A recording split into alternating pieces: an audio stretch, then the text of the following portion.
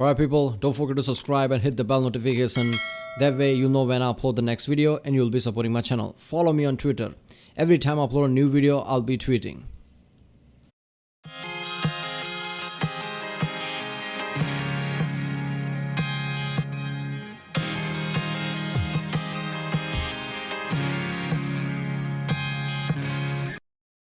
Ladies and gentlemen, this is Rex and this is Dark Messiah of Might and Magic review. Christian gaming. Okay. This is by the channel ssethtzeentach. Yes, another Seth video. Seth's videos are all awesome. Yeah, sometimes it could be hard to, I guess, distinguish if something is part of the game or Seth is making it up. That's how good these reviews are. So yeah, an interesting if inaccurate account of God's struggle versus degeneracy in this cinematic retelling of Genesis, Deuteronomy. Okay, I don't know what the hell is this, but it's gonna be fun since it's Seth's video. Remember, if you like my reaction, don't forget to like and subscribe so I know which type of videos to react to more, I guess. Check out the reaction today, there's a link in the description. Check out the cards and cards in here. Let's watch it. Hey people, Seth here. Today, I'll be reviewing Dark Messiah of Might and Magic. Strangely, Dark Messiah is a game about breaking your dad out of jail. Stranger yet, Dark Messiah is very patchy with presenting its source material. If anything, Dark Messiah is a glorified visual novel based on King James Version Genesis 17 through 20. We've got all the set pieces, Lot's arrival to and the subsequent smiting of Sodom and Gomorrah, women turning into pillars of salt for disobeying God, and a woman of your own flesh and blood getting you drunk and impregnating herself with your seed because there's no other men around. It's all there, and yet... Okay, what the fuck? God and a woman... Genesis 19:31, and the firstborn said unto the younger, our father is old, and there is not a man in the earth to come in unto us after the manner of all the earth. Woman of your own flesh and blood getting you drunk and impregnating... Genesis 19:32, come, let us make our father drink wine, and we will lie with them, and they preserve... Okay, I have bullshit. Wait a second.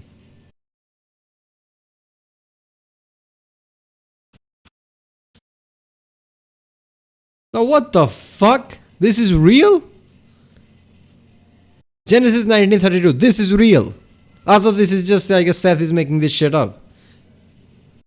I'm guessing this is Old Testament, right? He said King James, so I guess it's an Old Testament. Ugh. Impregnating herself with your seed because there's no other men around. It's all there, and yet I can't help but feel that the message of the church is somehow lost in this depiction of the Old Testament. Alright, just wait a second. Yeah, there you go, Old Testament. Here's what I'm thinking. Before the New Testament came, how the fuck people are fine by all these things? Like, okay, this is what our Bible says? Or was that the normal thought of the time? I don't even know, man. Everybody thinks, okay, time machine, I would go back to this time. I would not go back. Those times were fucked up.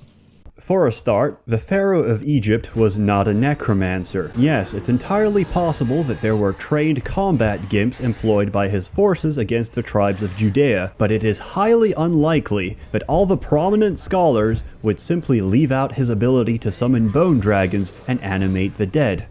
That's blasphemy. The only spellcaster with that kind of power level is Moses in Exodus, parting the Red Sea to escape the Pharaoh, using cheat codes for infinite mana, and making rocks bleed fresh drinking water is all in a day's work for him. That's based on credible evidence. The more I play Dark Messiah of Might and Magic, the more I'm convinced this isn't a Christian game at all, and I feel that I've been grievously misled by the cover title into thinking otherwise. If you want to teach your children the lessons of God through video games, I recommend you look for more educational titles elsewhere. Story. You play as Seraph, the half-demon son of Demetrius LeBron, two-time NBA champion and demon lord of the high hells. Like any true absent father, Demetrius only begins contacting you telepathically when he's in jail. Seraph, my boy, I know I missed out on your childhood and left you to be raised by demonic sorcerers, but I had a good reason. Listen, mind helping your old man out? Bring me the Skull of Shadows and free me from this whack-ass prison. We can go for McDonald's after. I'll buy you a dollar menu. My treat. So you cluelessly murder your way across the continent while deciding whether freeing your father and subverting the International Court of Justice is ethical or not. One may argue that a true objectivist egoist would do whatever they feel like doing, and any negative ramifications of freeing your demonic father on the terrestrial world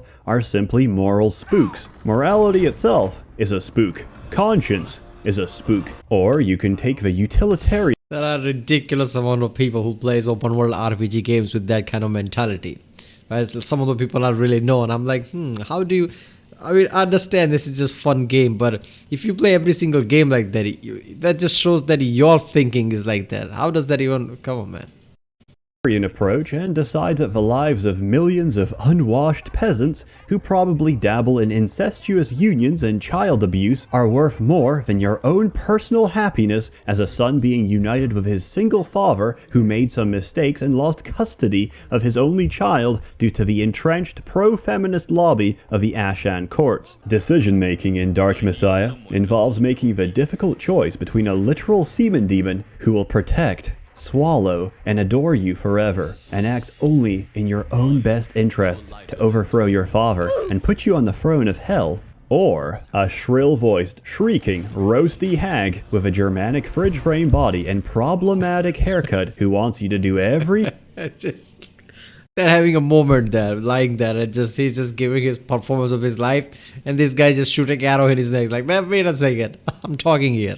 Everything she says, despite never offering anything in return besides using telekinesis twice, who can be betrayed and left to be eaten by a gigantic tarantula. But this doesn't stop her. She's so bitter that her own vitriol keeps her alive so she can bitch at you after being revived as a lich. It's great role-playing like this that keeps Arcane Studios a respected developer. Gameplay. Dark Messiah is probably the best first-person fighting game out there. It's also one of the few titles out there that can be completed using no weapons, besides your left foot. The game lets you develop your character in different directions by spending skill points you acquire towards different character paths, with Warrior being the most pragmatic and straightforward. Previously, I would have said stealth isn't very viable, but on my current playthrough, with the full stealth perks and the assassin suit equipped, I'm virtually invisible in the shadows unless someone walks right into me. Mana recovers too slowly to use spells regularly, and forces you to chug down mana potions instead. To correct this, I strongly suggest you use my console commands to make magic viable, because normally it's pretty shitty to wait several years to fire a single fire arrow. Magic also requires a huge amount of skill points to acquire, so I suggest you give yourself a couple of freebies to play around with environmental kills. Combat keeps you occupied for most of the game, besides climbing ropes for a few hours in a platforming section that you make from your rope bow that spawns infinite amounts of ropes attached to arrows enchanted to be harmless against anything that isn't a ceiling. The combat's really good, and you can approach situations through a variety of ways, meaning you can either kill enemies directly with your abilities, or use the terrain and environmental hazards. Alright, in 2006, right? YouTube has a great tool, I guess, this tells you. In 2006, this game came out. I'm not gonna lie, for 2006, this doesn't look that bad, right? Graphics, mechanics. Was this game at good budget or something? I mean, I know it's not that, next level shit, right? But for 2006, an open world game like this, it's not bad. To help them meet their demise. When I played this many years back, I also didn't appreciate the fact that there's a variety of little side paths for each area, letting you do optional tasks, reach additional equipment and secrets, or allowing you to skip past most of the level. There's a lot of nice subtle interactions as well, such as when enemies are very injured, they'll start to limp away from combat and attempt to escape the combat area. If you've got daggers equipped and their backs are turned to you, your daggers will switch positions, and tapping left click will instantly execute them by firing a dagger in their neck. Doing enough damage to enemies also unlocks an adrenaline move, which empowers whatever weapon or spell you're currently using for the next attack, which can, for example, permanently freeze an enemy solid with the ice spell, or permanently shrink down an enemy with the weaken spell, who will run for their lives and scream until Seraph's foot automatically crushes them when you walk too close. When this game came out, it got a lot of criticism that it was, quote, too easy because of Alright, seriously, man, I'm not gonna lie, the game's mechanics looks awesome. The fighting and everything. If somebody's back turns against you, I guess you just throw the fucking sword. Like a finisher move that is a drill move, like a power move that basically shreds people. And then turning people into tiny, and then if you walk towards them, you actually crush them. What the fuck? Of a kick. I'd wager that none of these so-called games journalists played it on the highest difficulty setting. So, let's compare the same... This is a game journalist, really? What the fuck? I never listened to that shit. Like, come on, does anybody even listen to that? What, games journalists say?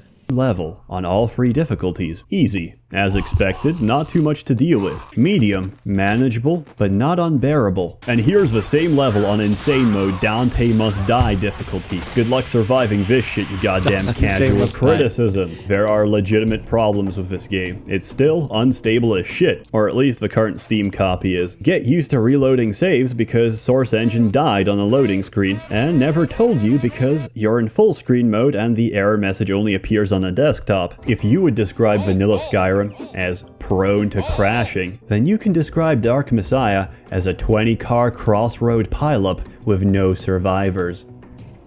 Except their children, who will now be orphans, forced to sell their bodies on the street. Dark Messiah, summarized briefly, is a very solid first-person fighting game with a terrible shitty story written in a bastardized universe Ubisoft spawned after acquiring the rights to the Might and Magic franchise, where all the lore revolves around Dragon this and Dragon that. All the gods are dragons. There's the Dragon of Light, the Dragon of Order, and the Dragon of Chaos. Hell, fuck, why not? Jesus is a dragon too. The plot of both this game Seriously, dragon kind of feels like, come on, man.